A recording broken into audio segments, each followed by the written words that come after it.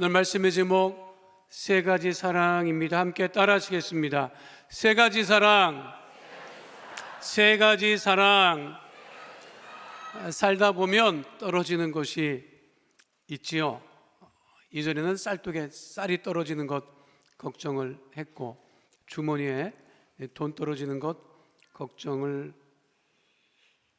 했습니다. 우리 시대에 떨어지면 안 되는 게 뭐가 있을 것 같아요? 현재 우리가 살아가는 시대에 떨어지면 안 되는 것. 얼마 전에 이베리아 반도, 스페인, 포르투갈, 그 이베리아 반도에 전기가 떨어졌어요. 큰 뉴스가 됐죠. 어떻게 반도 전체가 전기가 떨어지는지 좀 이해가 안 되는데, 그때 제가 스페인 수도 마드리드 정가운데 있었을 때 정전이 됐어요. 그때가 점심 먹으려고 우리가 식당에 들어가 있었는데 12시 조금 넘은 시간이었거든요.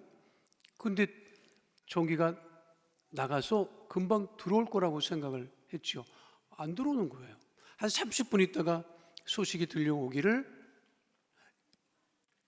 스페인, 포르투갈, 프랑스 남부 일부 지역 전기가 나갔는데 왜 나갔는지 모르겠다는 거예요. 그래서 이게 언제 또 불이 들어올지도 모르겠다는 거예요. 그때부터 이제 정신이 없어지기 시작을 했지요. 그 소식 오자마자 경찰차들이 막 쫓아 들어오는데, 우리가 있었던 그 지역 바로 옆이 스페인 의사당이 있었어요. 거기 중무장한 병력들이 경계를 서더라고요. 왜 그렇게 합니까? 했더니 약탈이 일어날지 모르기 때문에 일단 그런다. 그래서 우리나라랑 많이 다르구나. 우리나라는 전기 나가도 약탈은 안 벌어진다. 이런 생각을 했는데, 이게 전기가 안 들어오니까 신호등 나가고 교통 통제 안 되고 사람들 걸어 다니기 시작을 하고, 그때 생각했어요. 현대사회에 전기, 통신 떨어지면 큰일 나겠구나. 우리나라도 걱정이 되더라고요. 그랬더니 그 같이 동행했던 우리 장로님이 그러시더라고. 목사님, 우리나라는 지역별로 전기가 공급되기 때문에 나라 전체가 전기가 나가는 일은 없습니다. 그런데 이베리아 반도는 나라 반도 전체가, 여러분 이게 얼마나 이게 중요한 문제냐면, 생각해 봐요. 스페인은 아파트가 아니더라고요. 가옥 구조가 5층, 6층 규모의 건물들에 살아요. 우리는 아파트 살잖아. 여러분 지금 몇 층 살아요? 여러분 몇 층 사는 거 여러분 속으로 생각해 봐. 그리고 전기가 나갔다고 생각해 봐. 어떡할 거냐고. 25층 살아. 전기가 나갔어. 웃을 일이 아니라니까 여러분. 심각한 문제입니다. 전기 나가고 통신 나가면 지금 한번 해볼까? 이거 불 다 꺼볼까? 국가가 위기 상태에 빠져요. 자, 살면 살수록 뭐가 떨어져 나가. 돈이 안 떨어지고 쌀독에 쌀이 안 떨어져도 나이 들면 시력 떨어져요. 총기 떨어져. 근데 우리가 어떻게 살아가느냐? 우리가 살아가는 것은, 제가 그날 깨달았어요. 아, 하나님의 사랑은 떨어지지 않는구나. 하나님의 사랑이 떨어지지 않기 때문에 살아가고 있는 거구나. 세상은 언제 어떻게 무슨 일이 벌어질지 모르는데, 전기가 떨어지고 통신이 떨어지고 뭐 그럴 수도 있겠지만, 그러나 하나님의 사랑은 결코 떨어지지 않기 때문에 우리가 살아가고 있는구나. 그거를 잊지 말아야 돼요. 우리가 살아가면서 떨어지지 않는 세 가지 사랑이 있어요. 가정의 다리, 그것이 무엇일까? 함께 은혜를 나누고자 하는 것 중에 첫 번째는 부모님의 사랑은 결코 떨어지지 않는다는 거예요. 따르겠습니다. 부모님의 사랑은 떨어지지 않습니다. 하나님의 사랑도 떨어지지 않죠. 하나님의 사랑은 영원하지요. 부모님의 사랑은 결코 떨어지지 않는다는 거예요. 왜 부모님의 사랑이 떨어지지 않느냐? 제가 생각해 보니 의료계에서는 인간의 기억력을 언제부터 카운트를 하느냐면 임신 6개월부터 기억력이 형성이 된대요. 그러니까 머리 좋은 사람은 엄마 뱃속에 6개월 때부터 기억이 나는 거야. 그런 사람 있어요? 있어? 엄마 6개월 때부터 기억나? 거의 없지요. 그러면 1살 때는 기억나요? 기억 없지. 2살 때 기억나요? 기억 없지. 3살 때 기억나요?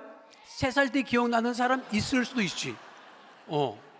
3살 때. 그런데 그게 정확히 3살인지 그거는 몰라. 나는 내 경우는 초등학교 들어가기 이전의 모든 기억은 5살이라고 얘기를 해요.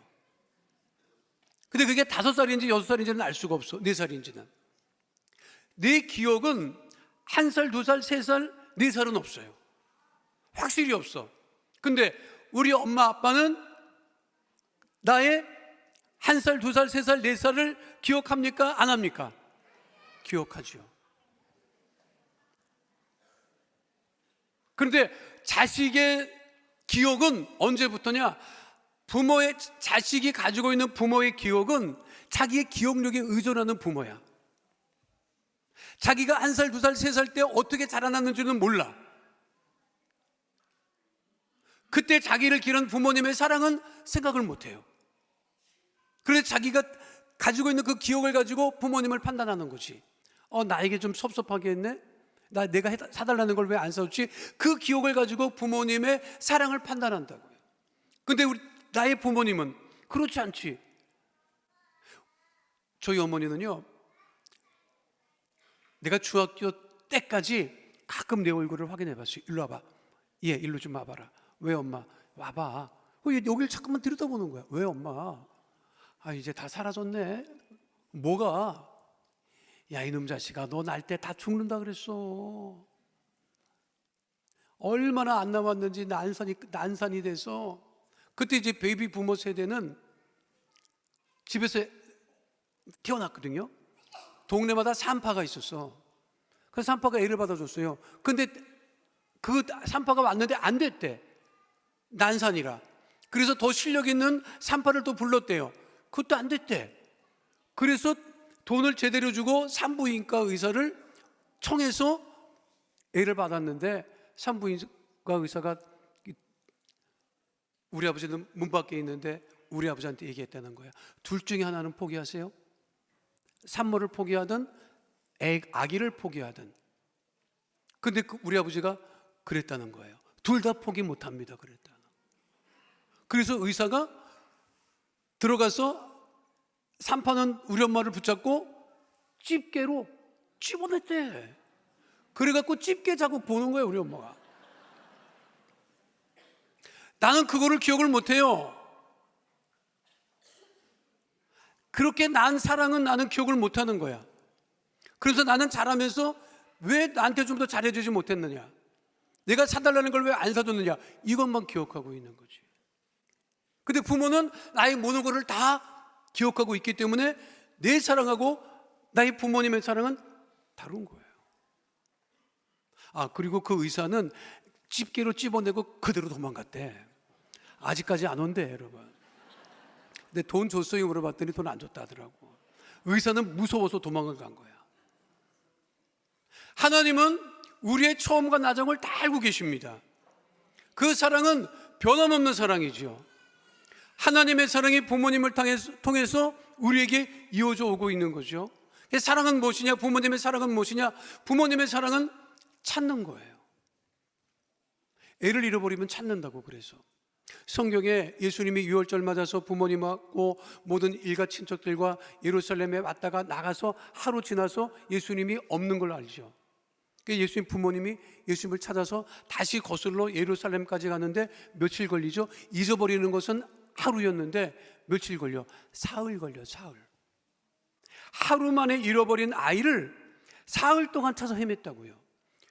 다시 예루살렘까지 거슬러 올라가니까 거기 예수님이 성전에 계셨죠. 그때 뭐라고 얘기를 하지요? 누가복음 2장 48절에 이렇게 말씀하고 있습니다. 함께합니다. 그의 부모가 보고 놀라며 그의 어머니는 이르되 아이야 어찌하여 우리에게 이렇게 하였느냐? 보라 내 아버지와 내가 근심하여 너를 찾아노라. 그러니까 부모는 잃어버리면 찾는단 말이에요. 그게 사랑이야. 예수님이 부모님이 부유하지 않았습니다. 가난했어요.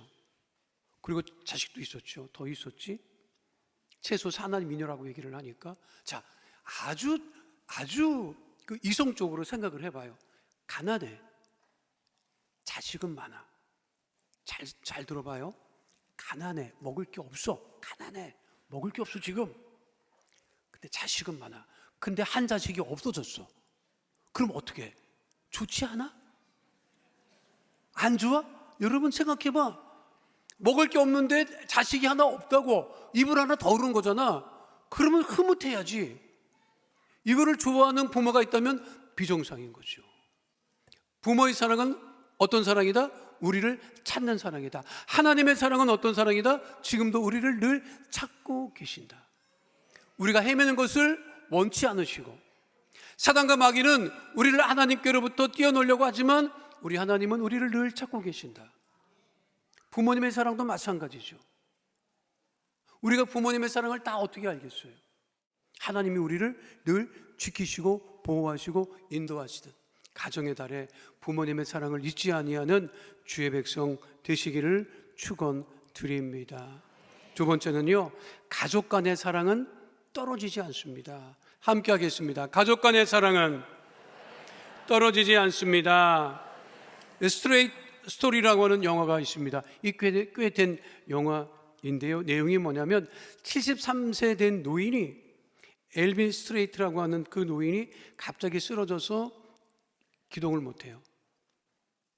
당신은 의사가 얘기를 합니다. 보행기에 의지해서 살아갈 수밖에 없다. 자기도 이제 얼마 남지 않은 거지. 그런데 소식이 들려와요. 자기 친형이 아주 얼마 남지 않았다.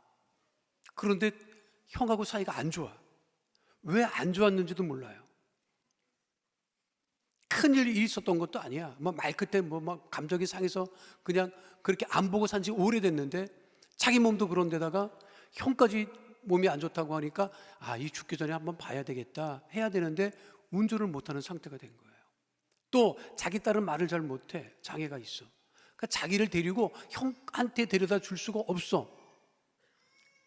그래서 이 사람이 생각을 한 것이 무엇이냐면 66년씩 잔디 깎는 기계에 최소한의 식량을 심고 형을 찾아가는 이야기입니다. 며칠을 가느냐? 6주를 가요. 그 속도는 얼마나 되느냐? 3발 자전거 속도야. 그거를 잔디 깎는 기계를 타고 마을을 지날 때마다 동네 사람들이 저 미치는 봐라 이렇게 손가락질을 할 정도였어요. 그런데 그는 잔디 깎는 기계를 타고 얼마 남지 않는 형을 찾으러 갑니다. 그리고 형을 만나죠. 만나서 무슨 얘기를 하느냐? 말 안 해요. 보는 걸로 충분해. 보는 것만으로도 충분해. 그거는 사랑이 있기 때문에 가능한 이야기지. 실제로 이 영화의 주인공 역을 맡았던 리차드 칸스워드라고 하는 배우는 실제로 말기암 환자였습니다. 성경은 우리에게 분명하게 말씀하고 계시죠. 오늘 본문 말씀 디모데전서 5장 8절 말씀 다시 한번 함께 하겠습니다. 누구든지 자기 친족 특히 자기 가족을 돌보지 아니하면 믿음을 배반한 자여 불신자보다 더 악한 자니라. 제가 목회를 하면서 이렇게 보면 교회 가서 잘 하시는 분들이 있습니다. 주의 종에게도 잘하고 성도들에게 잘해요. 근데 집에 가면 못해요. 그런 분들이 있어요. 자주 봤어요. 밖에 나가서 아무리 잘하면 뭐합니까? 집에서도 잘해야지. 밖에 나와서 천사면 못합니까? 집에서도 천사여야지. 근데 예수 믿는 사람들이 이중성을 갖고 있더라고. 그래서는 여러분, 안 됩니다. 집에서도 잘하고 밖에서도 잘하고 그렇게 서로 사랑하며 살아가는 하나님의 자녀 다 되시기를 축원드립니다. 제가 성경에서 많은 구절에서 은혜를 받지만 진짜 은혜를 받는 구절이 창세기 50장 19절로 21절 말씀이에요. 그게 무슨 얘기인지 아십니까? 요셉이 아버지가 세상을 떠나니까 형들이 걱정을 해요. 야, 아버지가 세상을 떠났는데 저 요셉이 우리한테 원수를 갚을지 몰라. 요셉이 우리한테 잘했던 것은 아버지가 살아있기 때문에 잘했던 거지. 우리가 요셉을 팔아먹지 않았니? 죽이려고 구덩이 팠잖아. 그러다가 우리 중에 하나가 야, 죽이지는 말자 하는 바람에 우리가 인신매매 했던 거 아니야. 그거 팔아넘겼다고. 야, 근데 저렇게 잘 될 줄 우리가 어떻게 알았어? 우리가 동생 덕분에 지금 먹고 살았는데 아버지가 세상을 떠났으니 야, 이제 우리는 이거 목숨을 유지할지 이거 어떻게 할지 모르겠다. 그렇게 염려를 했어요. 그런데 그것을 알게 된 요셉이 뭐라고 얘기를 하죠? 창세기 50장 19절로 21절 말씀 함께합니다. 요셉이 그들에게 이르되 두려워하지 마소서. 내가 하나님을 대신하리이까? 당신들은 나를 해하려 하였으나 하나님은 그것을 선으로 바꾸사 오늘과 같이 많은 백성의 생명을 구원하게 하시려 하셨나니 당신들은 두려워하지 마소서. 내가 당신들과 당신들의 자녀를 기르리이다 하고 그들을 간곡한 말로 위로하였더라. 제가 성경의 많은 구절 중에 이 구절에서 특별히 은혜를 받습니다. 위로받아야 될 사람은 요셉이었어요. 더 사랑을 받아야 될 사람도 요셉이었어요. 그러나 요셉은 형들을 위로했고 그의 모든 가족들을 돌보겠다고 이야기하고 있습니다. 하나님의 사랑이 영원하듯 부모님의 사랑이 떨어지지 않고 그 떨어져 있는 부모님의 사랑을 이어받아 살아가는 우리들이 가족 간에 더욱더 서로 사랑하며 살아가는 주의 자녀 되시기를 축원드립니다. 마지막 세 번째는요, 이웃 간의 사랑은 떨어지지 않는다는 거예요. 함께 따라하겠습니다. 이웃 간의 사랑은 떨어지지 않습니다. 누가복음 10장에 예수님께서 비유로 하신 말씀, 선한 사마리아인의 비유. 한 사람이 강도 만나 다 죽게 생긴 것을, 제사장도 지나치고 예배를 열심히 섬긴다고 하는 레위지파 사람들도 지나쳤지만 유대인들이 관계하지 않고 만나기도 원치 않는, 피해가는 사마리아 사람이 강도마다 다 죽게 생긴 사람을 도와주었다. 그러면서 예수님께서 말씀하시죠. 누가복음 10장 36절 말씀 함께합니다. 내 생각에는 이 세 사람 중에 누가 강도 만난 자의 이웃이 되겠느냐? 말할 것도 없지요. 사마리아 사람이 선한 이웃이었던 것처럼 우리가 사람을 외모로 판단하지 말고, 이 사마리아 비유가 얼마나 유명하면 믿지 않는 사람들도 다 알아요. 그래서 수없이 많은 화가들이 이 선한 사마리아인의 비유를 그림으로 그려놓고 지금까지 전해져 오고 있습니다. 성경은요 분명하게 말씀하고 있지요. 레위기 19장 18절 말씀 함께 하도록 하겠습니다. 원수를 갚지 말며 동포를 원망하지 말며 내 이웃 사랑하기를 내 자신과 같이 사랑하라. 나는 야훼이니라. 예수 믿는 사람들이 더욱더 이웃을 사랑하며 가족을 사랑하고 부모님을 사랑하며 살아가는 하나님의 자녀 다 되시기를 축원드립니다. 우리가 이웃에게 베풀 수 있는 가장 최고의 사랑은 무엇이냐? 복음을 전하는 거죠. 지난주에 스페인 바야돌리도 교회에서 말씀을 전하기 위해서 도착했을 때 깜짝 놀랐어요. 순복음 교회예요.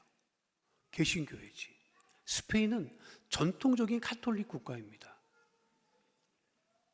그런데 그 교회에 가보니까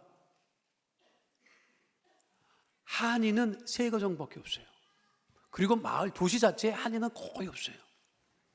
그런데 김영애 선교사님이 1988년에 주영기 목사님이 스페인으로 파송하셨을 때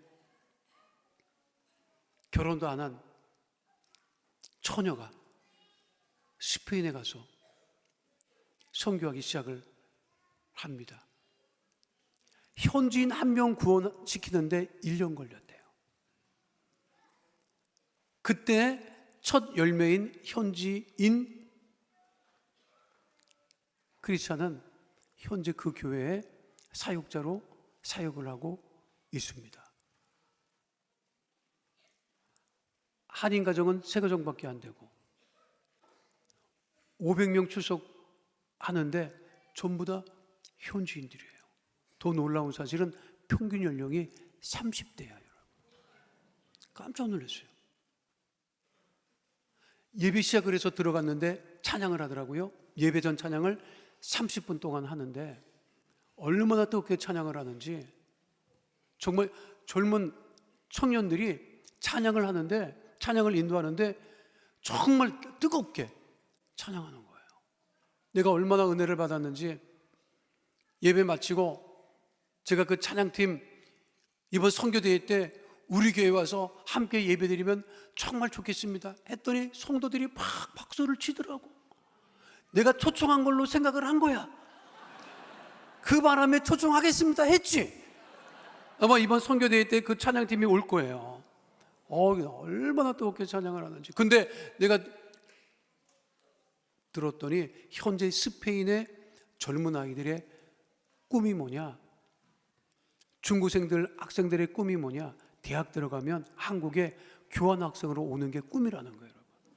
그걸 위해서 돈을 모으고 있고 부모님한테 허락을 받고, 그리고 그 찬양팀은 순복음 강단교회에서 선교대회 때 초청했다고 하니까 그때부터 심장이 뛰기 시작해서 지금까지 심장이 뛰고 있다 하더라고요, 여러분. 생각해봐요. 전통적인 가톨릭 국가예요. 그런데 어떻게 예수님을 영접하고 기독교인이 될 수 있었을까? 제가 물어봤어요. 왜 이렇게 가톨릭에서 개신교로 프로테스탄트로 넘어오기가 쉽지 않냐? 전통적으로 이 사람들의 생각은 뭐냐면, 가톨릭 신앙을 가지고 있다가 개신교 신앙 프로테스탄트로 넘어가면 좋지 않은 일이 생길 것이라고 하는 막연한 두려움이 있다는 거예요. 근데 그것 때문에 이게 쉽지 않은데, 아니, 그 김영애 선교사님이 지금도 혼자예요. 그 영혼들을 위해서 복음을 전하고 그 열매가 지금 그 교회에서 예배드리고, 그리고 5개의 주교회를 세우고, 현재 구역이 100몇 개인데 121개를 목표로 세워서 지금 예배를 드리고 있다고 말씀을 전해주셨는데, 정말 제가 은혜를 받았습니다. 여러분들 교회 나올 때, 교회 나오기 전에 이웃에게 베풀 수 있는 가장 큰 사랑은 무엇이냐면 함께 교회 가자는 거예요.